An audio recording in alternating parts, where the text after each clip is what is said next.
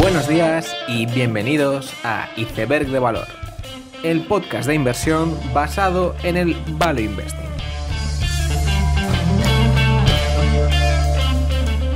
And there wasn't a CEO in the world from the car side that would have touched this with a 10-foot pole. It gave you a little leverage. Give me some leverage and a whole pile of downside risk. You can't, for you to be the only guy at the bar, there's going to be a reason, right? Did you think it was a long shot? All these things are long shots. All of them. If it was that easy, then everybody would do it. Bienvenidos los seguidores de Sergio Marchionne, bienvenidos a Iceberg de Valor.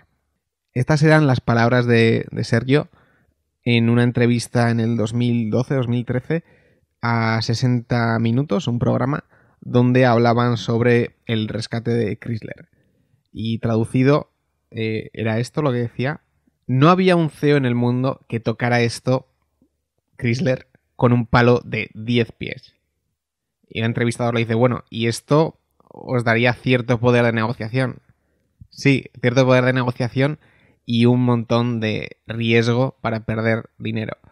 Cuando eres la última persona o la única persona en el bar, tiene que haber alguna razón, ¿verdad?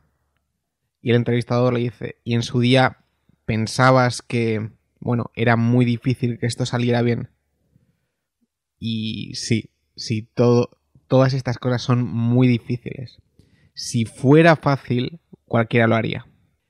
Y para mí estas son, uno de los fragmentos que yo más recuerdo de Sergio.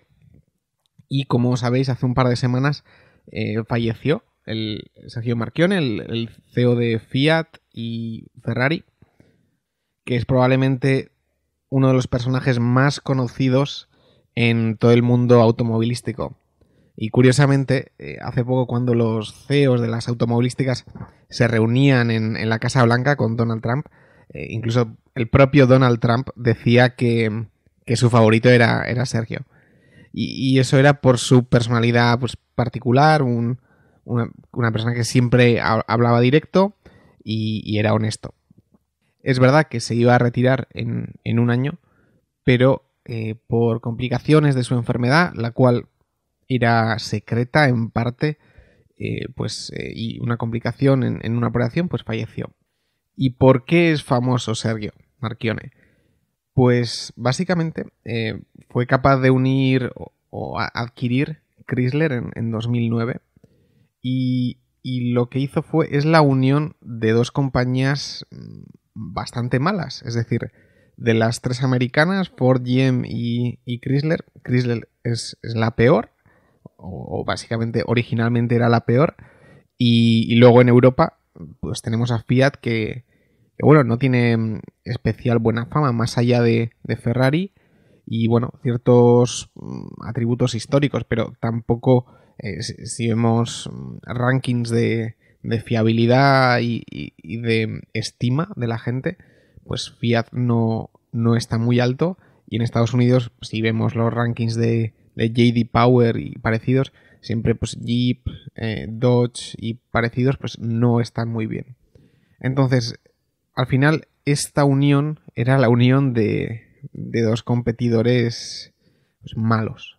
Y normalmente cuando se juntan dos empresas que no son muy buenas, pues la combinación es mala o incluso peor que las empresas por separado. Sin embargo, este es uno de esos casos donde esto no ocurre. Además, en este proceso de negociación, Sergio tomó la fama de ser un negociador extremadamente duro, negociando con la administración estadounidense y al final llevándose un Chrysler bastante limpio de deuda y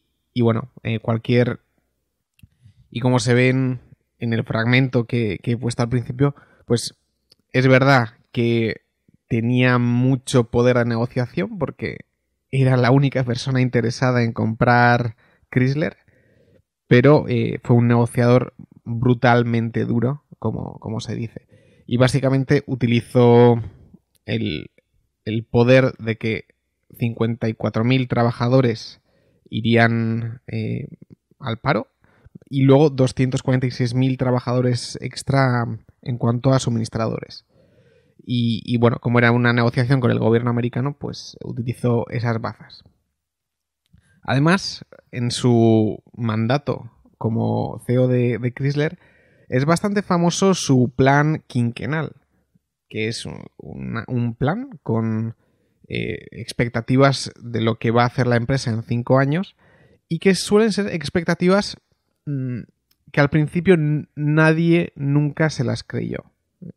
Es decir, bastante ambiciosas y que siempre eran, digamos, aquella referencia y ese subir el listón hacía que luego la empresa mejorara y diera más de sí. Además, lo curioso de estos planes quinquenales es que tampoco eran planes donde había pues un aumento exponencial de las ventas, sino que las ventas sí que aumentaban. Pues vemos 2014 96.000 millones de ventas y 2018 pues 136.000. Pues bueno, es un aumento, pero tampoco es un aumento exagerado. Sin embargo, lo más interesante de estos planes es cambiar el mix de coches que vendían de forma que el margen aumentara y pasar de un margen pues malo, de un 1%, a pasar a un margen de 8%, simplemente cambiando el mix, vendiendo más Jeeps e intentando vender más Maseratis, Alfa Romeos, etc. Y esto pues hacía de sus planes algo bastante especial, y además de ello Sergio intentaba siempre realizar el máximo valor posible de la empresa. Es decir, si hay que hacer spin-offs, se hacen spin-offs, como con Ferrari. Luego pues está planificado el de Magneti y Magnelli y otros. Es decir, no solo es una mejora del negocio, no tanto ya por venta, sino por margen, lo cual es muy interesante. Y además, realización del valor intrínseco interior mediante spin-offs y diferentes formas, sin dar ningún tipo de dividendo y con este tipo de estrategias. Y por último, lo que caracterizaba también a Fiat era su escasa inversión en todo lo que es electrificación, coche autónomo y tecnología en general. Es decir, si no tiene el retorno esperado o suficiente, no se invierte. Da igual que toda la industria esté invirtiendo un montón. Pues Fiat no lo va a hacer. Y esto al final es lo que caracteriza a Sergio y lo que hace que se le pueda considerar un auténtico outsider de la industria automovilística. Además, lo que personalmente hace tiempo llamó mi atención en cuanto al personaje es que en 2015 hizo una presentación llamada Confesiones de un yonki del capital. Entonces, eso ya para empezar, una persona que hace una presentación confesándose como un yonki del capital tiene mi admiración ganada de por vida. Además, es curioso cómo en esta presentación, en la primera slide, dice: oye, esta presentación no es una justificación de la posición de Fiat en el mercado automovilístico. No es una revisión del plan quinquenal. Y no es una forma de que Sergio Marchionne, pues, no sé, se publicita a sí mismo. Lo que esto sí es una mirada desapasionada de la industria desde fuera, con el conocimiento de un insider. Y lo que aborda Sergio en esta presentación es precisamente el gran problema de la industria automovilística, que es una industria que no ha sido capaz de generar retornos atractivos durante muchísimos años. Y ante esto, él mismo dice cómo las automovilísticas han intentado por dos vías mejorar esto. Por un lado, utilizar plataformas conjuntas donde puede haber muchísimos modelos, pero la plataforma es compartida. Pues pone como ejemplo el MQB de Volkswagen u otros. Y por otro lado, se han intentado hacer pues uniones de empresas pues, para desarrollos. Sin embargo, estas dos estrategias no han funcionado. O no han funcionado tanto como se podría esperar. Porque el tener plataformas pues está muy bien, pero es una estrategia que tarda en ejecutarse y bueno, todavía están en proceso de hacerlo y sí que va a dar eficiencias en el futuro, pero es un proceso lento. Y por otro lado, la unión de OEMs pues ha sido en materias no muy importantes que tampoco les ha reportado grandes ahorros. Y lo que Sergio apuntaba en esta presentación frente a estas tendencias era la necesidad de consolidación de la industria. No ya unión de ciertas empresas para algunas cosas, sino que una consolidación del mercado de automóviles. Y es que hay una gran parte del coche que el usuario no ve y por lo tanto no valora. Y si no lo valora, bueno, pues tampoco tiene sentido que cada automovilística lo desarrolle en casa de forma completamente separada y bueno, eso al final son costes para cada una de ellas que no es posible compartir. Y así lo que pretendía abordar era un gasto de 100.000 millones de euros en 2014 ya solo en desarrollo de producto y de montar las máquinas de montaje en las fábricas y bueno, él predecía un posible ahorro de 4,5 mil millones cada año para las diferentes empresas. Es verdad que este plan no se ha cumplido de forma explícita, ya que tampoco ha habido tantas fusiones en el mercado automovilístico.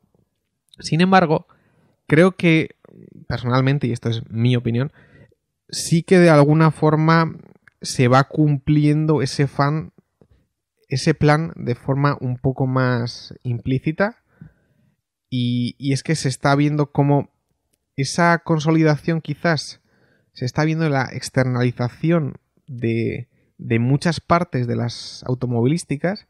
Cada vez se subcontratan más partes del coche, de modo que esas empresas, esos proveedores del automóvil, bueno, pues toman esa carga y pueden optimizar en sí mismas todo lo que es esa producción. Es decir, no es un conjunto de las empresas, sino que es al externalizar todas más y más partes, pues sí que se produce una mayor eficiencia, además de que, bueno, se convierten en industrias un poco más ligeras en capital y eso se ve, como he dicho, en que cada vez se subcontratan más cosas y ya, pues bueno, llegará a cierto punto en el que los motores también se llegaron a subcontratar en gran parte.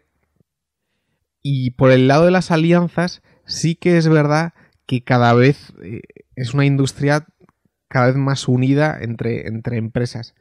Por ejemplo, dos empresas que no tienen nada que ver, como pueden ser Mazda y Fiat, pues el Miata, el Mazda Miata, tiene en la misma fábrica se hace un Fiat igual que el Miata para Japón, porque Fiat no tiene capacidad de hacer eso en Japón, pues tienes el mismo coche, cambiado los faros y 3 cosas, pues en la fábrica de Mazda eso se hace. Y Mazda y Fiat tampoco es que tengan una relación muy muy fuerte. Y si ya vamos a empresas donde sí hay alianzas importantes, como pueden ser Daimler, Renault, Nissan, pues ahí vemos como el Nissan Navara, como es un coche que es un pick-up y necesita una estructura diferente a un coche normal, pues necesitas una cierta escala para poder ahorrar costes y entonces Nissan hace lo de Renault y además los pickups de Daimler, que ahora se hacen en Sudamérica y así, los hace el propio Renault. Y además, pues el Serie A, el pequeño de Mercedes, pues tiene motor Renault. O sea, el nivel de alianzas es muchísimo mayor a lo que podría haber en el pasado. Entonces, de alguna forma, sí que se está avanzando en lo que, pues Sergio había predicho, o no tanto predicho, sino que había pedido abiertamente a la industria del automóvil. Por otro lado, una de las cosas que han hecho famosas a Fiat es que grandes inversores como son Monish Pabrai, Guy Spier y otros, pues han sido accionistas y ha sido una acción realmente rentable. Y es verdad que no era una cosa fácil de ver. Lo que ahora se ve como, bueno, es una marca que tiene Jeeps y tenía Ferrari y otros. Y además, pues Fiat estaba en Europa y Chrysler estaba en Estados Unidos. Y entonces, pues se completaba muy bien. Pero claro, lo que veía la gente era que tenía mucha deuda. Además, pues era las peores empresas en cada sitio geográfico. Y que había muchas posibilidades de que eso no funcionara. Pero la conclusión que saco de esto es que hasta ahora, o los últimos años al menos, la forma de hacer dinero con automovilísticas ha sido cuando el nivel de desesperación es máximo. Es decir, coger una automovilística con deuda, con miles de problemas, bueno, pues la que va a producir rentabilidad es esa. Y vemos a Ford en 2008, estaba en 1,50 la acción, y en 2011 estaba a $16 la acción. Entonces, sí que es una conclusión de que ahora las automovilísticas están baratas, pero todavía no hemos visto hacer mucho dinero con automovilísticas baratas, sino que hemos visto hacer dinero con automovilísticas en una situación pues deplorable. Y por ejemplo, ¿no? Un caso bastante cercano y del que no se habla apenas es cuando General Motors vendió Opel a PSA, y Opel era una marca con 20 años de reducir market share, de no tener un beneficio en 20 años. Además, estaba claro que PSA tendría pues muchas eficiencias internas porque es un fabricante europeo y Opel estaba solo, pero integrado en Citroën y Peugeot, pues sí que estaba claro que habría eficiencias, pero lo que nos esperaban es que Opel iba a ser una patata caliente importante, porque la razón por la que GM vendiera, además de los 20 años de pérdidas, es que los motores estaban lejos de cumplir la normativa. Y es algo que PSA se encontró después del trato y algo que, bueno, de hecho ahora GM y PSA pues es posible que vayan a juicio. Pero lo que venía a decir con esto es que en la primera mitad de año PSA ha conseguido que Opel tenga un margen positivo. Y eso es bastante fuerte porque después de 20 años que alguien consiga sacar un beneficio de ahí, pues es bastante increíble. Y bueno, y por eso mismo pues Peugeot ha subido de 17 a 24. Y es en esos momentos donde, como cuando Fiat tenía deuda, o sea, coger una automovilística que tenga un problema importante y al superar eso es donde realmente se han conseguido buenas rentabilidades. El siguiente tema que quería tratar era el de Tesla, que bueno, una vez más es el culebrón del mes, de la semana y ya pues de varios años, ¿no? Y para mí había un tuit bastante esclarecedor y bastante gracioso que decía: Elon Musk, cuando no está construyendo el futuro, se comporta como el CEO de una penny stock y muestra más banderas rojas que un matador o un torero. Y es verdad, o sea, es una persona que, o sea, si tú lo vieras en cualquier otra compañía, dirías, esto es un fraude, tiene todas las banderas rojas que se puedan tener. Sí que pero sí que hay que admitir que es una compañía bastante especial. Lo que pasó esta semana es que el propio Elon Musk, en un tuit, dijo que se planteaba hacer Tesla una compañía privada y que para ello tenía los fondos pues, asegurados. Y que lo haría a $420 y bueno, la acción estaba a 340, 350 y escaló hasta 380 con esa noticia. Y si bien uno lee la nota de prensa y ve de alguna forma la lógica de hacer esto, pues porque quiere más tranquilidad para la empresa y que no haya gente que busque el mal de Tesla porque se pone corta o busca una mayor tranquilidad y un mercado privado sí que puede darte eso. No es difícil imaginar que eso serían verle las buenas intenciones a la declaración. Sí que hay otra parte donde, bueno, esto claramente calienta la acción y a Elon Musk le conviene por determinada deuda convertible, etcétera, que la acción suba. Claro, yo lo que digo es que si realmente está planteándose llevar a Tesla como una compañía privada, pues que simplemente lo haga y ya está. O sea, tampoco lo tiene que anunciar y previamente y esperar un montón de tiempo, sino que tendría que decidirse, plantearlo y hacerlo. Entonces, bueno, sí que parece que hay algo oscuro o parece que hay algo en todas esas declaraciones. Aún así, yo no quiero entrar ya sabemos que Tesla pues, está a unos múltiplos muy altos, que es una automovilística y es cíclica y muchos problemas. Y bien, y seguramente pues todos los cortos tengan razón. Yo no entro ahí. Sin embargo, sí que me gustaría decir un poco dos cosas, ¿no? Que hay una visión de Tesla en el mundo normal y en el mundo financiero que es muy diferente. Y de la misma forma que el mundo financiero reprocha a la gente normal que no ve los problemas que tiene Tesla, sí que pongo en duda hasta qué punto la gente de esta comunidad financiera es capaz de ver el poder de Tesla como marca y de poder fijar precios y todas otras características que quizá se suelen obviar y solo se fijan en más métricas financieras.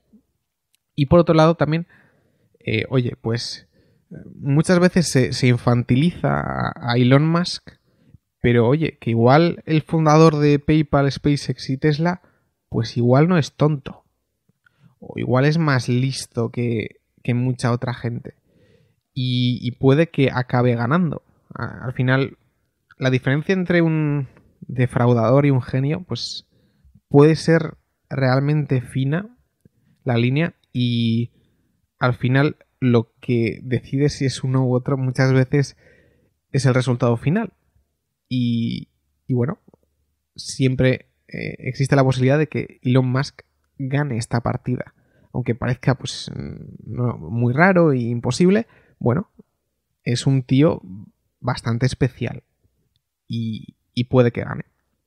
El otro punto que quería comentar es que Tesla es un corto muy de consenso. Y con esto quiero decir que si bien estar corto es muy difícil y psicológicamente pues es duro, sí que en la comunidad financiera pues se forma una cierta burbuja donde todo el mundo apoya a todo el mundo y, joder, pues Tesla, pues que sobrevalorada está, qué bien, pues vamos a ponernos cortos. Y es, digamos, un corto de consenso bastante fácil de hacer, ¿no? O sea, tú podías estudiarte muy poco la compañía y, bueno, ponerte corto y ganarte la admiración de la comunidad financiera. Y ante esto, pues quizá si todo el mundo dice que es un buen corto, pues quizás no sea un buen corto. O de la misma forma que cuando una persona dice que una empresa va a ser una multibagger, y eso lo dicen mucha gente, pues probablemente no lo sea. Es decir, en un juego donde se premia tener una opinión diferente y acertar. Diferente y acertar. Es lo que se suele premiar. Sentirse en un consenso debería despertar un sentimiento de alerta, no de complacencia. Y sí que me parece que en muchos casos nos sentimos muy a gusto en ciertas comunidades y ese consenso nos hace sentir bien cuando precisamente es de lo que deberíamos huir. Y con esto termino con Tesla, que espero que no tener que comentarla muchísimo más. Y en cuanto a resultados trimestrales, voy a repasar muy pocos, pero quería llamar la atención sobre Match, IAC. IAC la comenté cuando hice el episodio de los holdings y Match también sí que la he comentado en diferentes capítulos. Y es la empresa propietaria de Tinder, Match.com, Mythic, etc. Y es dominador en un mercado de emparejar a gente. Y ha tenido resultados buenísimos. La acción ha subido pues un 30%, un 40%. IAC como holding también ha subido porque además las otras patas del holding también lo ha hecho muy bien. Y Barry Diller estará contentísimo. Pero lo que quería comentar es que Match pues bien, tiene aplicaciones y para emparejar a gente. Y eso, en el futuro, vamos a una sociedad donde cada vez la pareja tradicional pues no es tan habitual. Hay más gente separada, divorciada, más gente que entra y sale de ese mercado. Y que además las herramientas digitales son cada vez de una forma muy importante, cada vez más dominantes en conseguir una pareja o cosas similares. Y estas aplicaciones tienen un poder de fijación de precios bastante importante que no se está viendo. Normalmente la gente no quiere estar sola y está dispuesta a pagar bastante por esa ilusión de tener a alguien cerca durante toda su vida. Entonces, pues sí que es un mercado que me parece interesante y que hay un poder de subir precios a gente que en muchos casos está desesperada y por eso me parece Match una empresa muy interesante y todo ese mercado, las diferentes cosas que vayan a salir, realmente bastantes buenas inversiones. Y por último, lo que quería comentar era que Google parece que pretende entrar en China. Y como sabéis, o si habéis seguido algún capítulo, yo sí que soy accionista de Baidu. Y claro, esto pues a nada que se supo el rumor, pues bajó un 7% Baidu. Y sí que me gustaría hacer una reflexión sobre si es probable o no que Google entre en China. Y además que esto pues significa una muy buena oportunidad para Baidu si realmente Google no entra. Entonces Google quiere hacer una aplicación que estuviera en móviles Android y que fuera un buscador y además pues un feed de noticias, que es básicamente lo que tiene Baidu allí. Además, quiere entrar en el segmento de la nube acompañado por Tencent. Sin embargo, lo que quizá no se recalca lo suficiente es que en 2009-2010 Google ya estaba en China y funcionaba. Y tenía una cuota de mercado de un 15%, mientras que Baidu tenía 78%. Hoy en día Baidu tiene un 74%. Es decir, Google ya ha estado allí y tampoco es que lo haya hecho especialmente bien. Entonces, ¿qué es lo que ocurre? O sea, en China ya sabemos que el Partido Comunista controla pues muchas cosas y toda aplicación que tenga que ver con la libertad de expresión, pues lo censura o lo limita. Y eso significa además que los chinos en general tienen una apatía bastante importante con empresas occidentales Y además, pues bueno, ya tiene unas costumbres tomadas con empresas como Baidu, Tencent, etc. Además, Google ya tiene, o sea, 8 años, está 8 años detrás de Baidu en todo lo que es búsquedas en chino, donde el lenguaje sí que suele ser un problema bastante importante.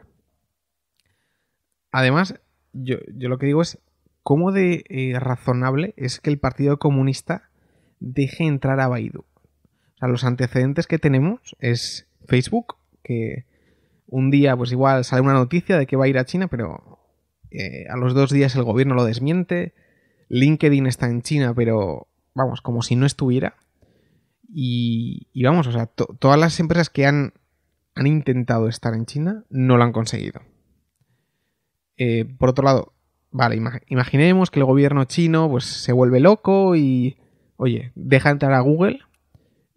¿Cuánta gente, qué cuota de mercado podría conseguir? Es un mercado donde el móvil Android no viene con las aplicaciones de Google, sino que hay variantes, son forks de Android donde no vienen las aplicaciones. Vale, entonces la gente se va a descargar la aplicación de Google. Google se va a asociar con fabricantes de móviles para que venga instalada la aplicación. No sé. Además, es un mercado bastante maduro. Los buscadores tampoco no es la última moda que haya startups y la gente esté buscando nuevos buscadores todo el rato, sino que es una cosa bastante estable. Y además, mirando también el tema de Baidu, es que la mayor, o sea, hay un 20% de ventas que es todo lo que es el feed de noticias y inteligencia artificial, que es precisamente lo que más rápido crece, ¿no? A un 100% cada año en Baidu. Y bueno, y toda esa parte, pues, no es el buscador propio. Y además, Google solo va a sacar una aplicación de móvil y la parte de todo el escritorio, pues, que se mantiene. Además, habiendo dicho esto, Baidu pues tiene un margen de seguridad bastante alto, porque tiene como 23.000 millones en caja de inversiones, es accionista de Ctrip y iQIYI, y al final son como casi $70 por acción en caja de inversiones. Ahora está en 220, nos ponemos en $150, y yo creo que este año puede hacer como $10,9 de EPS, y nos plantamos en por debajo de 14 veces el free cash flow de este año. Y además, pues además de que Baidu esté barata por todos estos temas y el tema chino, que ahora mismo no está muy boyante, ha habido un giro estratégico bastante notable en el último año. Y es que Baidu siempre ha tenido un complejo de Tencent y Alibaba, que son unas empresas que han migrado muy bien al móvil, pero Baidu no lo ha hecho.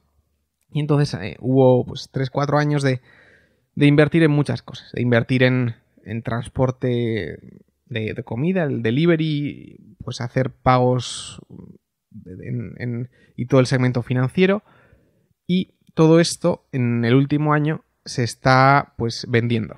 Se está vendiendo todo y solo está quedando la parte importante, que es buscador, inteligencia artificial y cosas similares. Y eso es algo que a mí me gusta mucho.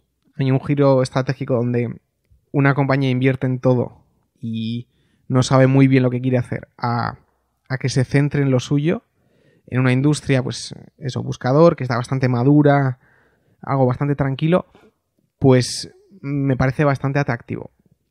Además, pues con esta valoración bastante con un margen de seguridad importante, porque es una empresa que puede crecer ventas un 25 o un 30% anual, pues bueno, al final las noticias y el rumor de que Google va a entrar, pues sí que me parece que la han puesto en un precio realmente interesante y que es una empresa que difícilmente no vale $300. Y esto es lo que quería comentar de Baidu. Es verdad que tampoco me gusta hacer mucho seguimiento de las empresas que menciono porque no quiero que nadie me haga caso, básicamente. O sea, yo doy doy alguna idea que bueno, si a alguien le gusta, pues está bien que la tome, pero no quiero que haya seguidores o gente que copie literalmente lo que hago y para eso lo mejor es pues, comentar las ideas y a partir de ahí que cada uno haga su trabajo y tampoco darle mucho más seguimiento. Como habréis notado, este ha sido un capítulo pues después de casi un mes y medio sin el podcast y todo, bueno, como ya comenté, todo venía porque por trabajo me iba a Boston y bueno, también haré un capítulo, espero hacer un capítulo relacionado a ello y a la industria ferroviaria. Y bueno, la verdad es que sí que he tenido bastante trabajo y muy poco tiempo, pero a partir de ahora sí que espero retomar, a ver si semanalmente puedo sacar un episodio. Ya veo que la gente me lo está pidiendo y bueno, yo creo que ya era hora de volver. Y por último, estuve comentando con los chicos de Más Dividendos, con JBass, que ellos habían puesto en iVoox la opción de monetización y de pago, de que los seguidores puedan pagar al presentador del podcast. Les pregunté si va bien o si conviene hacerlo o no. Me lo recomendaron. Entonces, pues bueno, en forma de prueba al menos, yo me haré iVoox Pro y dejaré abierto a toda aquella persona que piense que, bueno, merezco cierta retribución o lo que sea por los episodios, pues puede dar una cantidad simbólica mensual y bueno, si eso funciona bien y si no lo quitaré y punto, ¿no? Aquí la cosa es probar cosas, a ver qué sale y si no, pues marcha atrás y punto. El botón pues lo veréis en iVoox y si alguno pues quiere aportar bien y el que no quiere aportar pues bien también, que bueno, tampoco me juego la vida en ello, así que no hay ningún problema. Y con esto termino el episodio. Espero que os haya gustado. Espero que vuestro verano esté yendo bien o mejor que el mío, que he trabajado bastante. Así que lo paséis bien y ya sabéis, seguid aprendiendo.